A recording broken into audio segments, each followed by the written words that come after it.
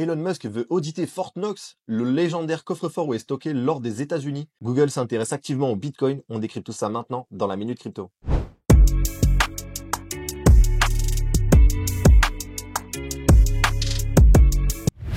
Bienvenue dans ce nouvel épisode de la Minute Crypto, votre rendez-vous journalier pour tout comprendre sur l'univers des cryptos en moins de 15 minutes. Aujourd'hui, on a du très lourd, alors installez-vous bien, c'est parti.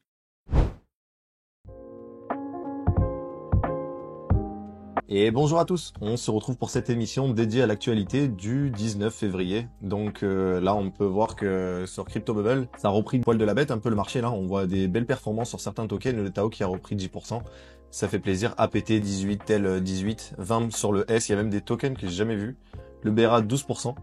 Et voilà, en majorité, les alts, ils ont repris de la couleur. Au niveau de Bitcoin, c'est toujours pareil, on est à 95, 96. Et pour le reste, c'est la même chose. Ça n'a pas vraiment bougé, mis à part cette petite reprise à la hausse sur les alts. Côté de CoinMarketCap, on peut voir que Crypto Fear and Greed est remonté à 37, donc c'est léger. 3170, ça n'a pas bougé pour le total market cap. Au niveau des ETF, on a une sortie de 56 millions hier, 56 millions de dollars. Et ça n'a pas bougé non plus sur la dominance. Ethereum qui grappille un petit peu plus que hier. Et voilà, du coup on va passer aux actualités.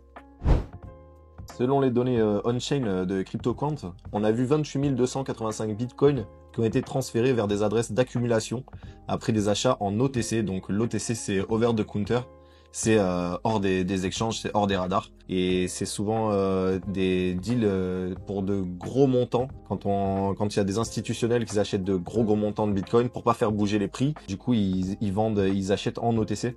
Et voilà, donc pendant que certains s'inquiètent et ressortent le mot bear market, et on l'a vu beaucoup ressortir ces derniers temps sur les réseaux sociaux, il y a les whales qui continuent tranquillement d'accumuler, donc c'est quand même un bon signe. Elon Musk veut auditer Fort Knox, donc ça c'est un truc de dingue, ça n'a pas été audité depuis 50 ans. Les 425 milliards d'or sont-ils vraiment là? C'est ça la question que se pose la majorité. Si les chiffres sont vraiment gonflés, ça pourrait avoir un impact sur le Bitcoin. Alors déjà, voilà, Fort Knox, pour vous expliquer, c'est un des coffres-forts les plus sécurisés au monde, qui est situé dans le Kentucky, aux États-Unis, et il abrite une grande partie des réserves d'or du Trésor américain. Il y aurait plus de 4500 tonnes d'or, donc c'est énorme, environ 425 milliards de dollars au prix actuel. Il serait stocké, donc voilà. C'est un lieu qui est assez entouré de mystères, car il n'y a pas eu d'audit, comme je l'ai dit, en plus de 50 ans. Donc très peu de personnes y ont accès. Et il y a eu beaucoup de remises en doute sur la présence réelle de cet or-là, d'où les rumeurs et les théories autour d'un éventuel audit. Donc voilà. Si il y a vraiment un audit qui se révèle défavorable en fait, qu'il n'y a pas ce qu'il est censé avoir d'or en réalité, c'est-à-dire qu'il n'y a pas les 425 milliards de dollars d'or, je peux vous dire que là, ouais, l'or, ça pourrait s'envoler. Il y aurait un effet comme ça, donc on pourrait voir que comme il y a moins d'or sur le marché, moins d'or que prévu, il y a plus de rareté, donc ça pourrait faire monter les prix. Ou alors peut-être l'effet inverse, ça c'est des analystes qui nous partagent ce genre d'infos, ça pourrait carrément perdre en crédibilité, parce que c'est le genre de scandale en fait que les investisseurs aiment pas vraiment, et ça pourrait provoquer une grosse volatilité sur les marchés. Ça pourrait même mettre en danger le dollar, qui est une remise en question des réserves d'or américaines, pourrait du coup faire inquiéter aussi les marchés dans le même cas, donc sur le dollar aussi. Et pour finir, le Bitcoin, si l'or physique perd en confiance, est-ce que Bitcoin pourrait s'imposer comme la nouvelle valeur refuge? Là, c'est à vous que je pose la question, donc j'aimerais bien avoir votre retour en commentaire, parce que c'est vrai que du coup Bitcoin serait transparent et traçable, et l'inverse de l'or. Et du coup, ce serait vraiment voilà, un afflux d'investisseurs vers le Bitcoin. Je pense que c'est ce qu'on pourrait voir venir d'ici les prochains mois ou prochaines années, s'il n'y a pas exactement la même quantité d'or que promis. Du coup, voilà. Donc du côté du journal du coin, cette fois on a Elon Musk qui souhaite proposer à Donald Trump qu'un chèque de 5000 dollars soit envoyé à tous les contribuables grâce aux économies réalisées par son département Doge.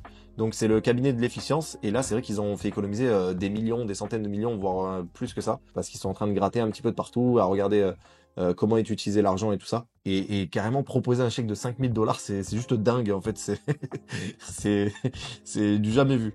Stratégie annonce l'émission de 2 milliards de dollars d'obligations afin d'acheter davantage de Bitcoin. Donc on a l'habitude, il fait ça toutes les 2 semaines. C'est un malade.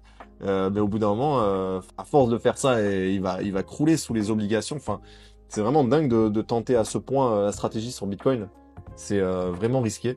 Et du coup là, ça fait peur, ça devient un catalyseur très dangereux. Si ça commence à tomber le Bitcoin et qu'il commence à devoir revendre ses Bitcoins pour rembourser toutes ses créances. Enfin voilà, ça devient très dangereux et ça pourrait être un danger systémique pour le marché crypto en tout cas.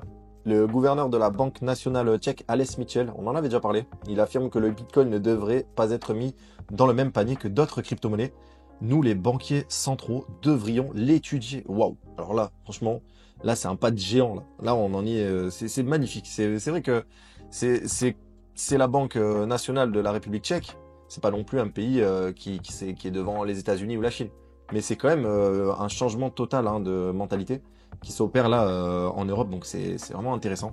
Il y a Kyle Song, c'est le spécialiste Web3 de chez Google, qui a déclaré que Google étudie actuellement des moyens pour simplifier l'adoption du Bitcoin. Nous travaillons à l'amélioration des portefeuilles Bitcoin. Notre objectif est que les utilisateurs puissent se connecter avec Google et échanger du Bitcoin facilement. Donc, on pourrait imaginer que, en fait, Google te permette de te connecter sur ta boîte mail ou aussi sur ton portefeuille. Ce serait incroyable. Et voilà, Kyle Song, il a dit ça hier lors d'une conférence dédiée en fait à la technologie et tout ça à Singapour. Donc, très très intéressant et à suivre de très près. Il y a Tether qui cherche à acheter 51% de la société sud-américaine Adeco Agro, spécialisée dans l'agro-industriel et l'énergie. C'est en fait une société capitalisée à hauteur de 1,2 milliard. Tether, comme je le disais dans la précédente vidéo, ils ont clairement mis en place une stratégie pour diversifier leur investissement au-delà des actifs numériques. Et c'est ce que je pense on devrait tous faire avec le temps, petit à petit, se dérisquer de la volatilité du marché crypto, sortir petit à petit ses gains et ne pas rentrer à 100% dans le marché crypto et petit à petit se diversifier. Mais bon, pour l'instant, on n'y est pas encore avec les alts qui sont en train de se manger un carton dans les dents depuis 3 mois. On va pas parler de maintenant de sortir des bénéfices, hein, j'imagine. Je pense qu'on est tous d'accord. Cette fois, c'est Reeve Collins, c'est le cofondateur de Tether, qui soutient le lancement d'un nouveau stablecoin à rendement adossé à des actifs réels, tels que des obligations, c'est ce que nous rapporte Bloomberg.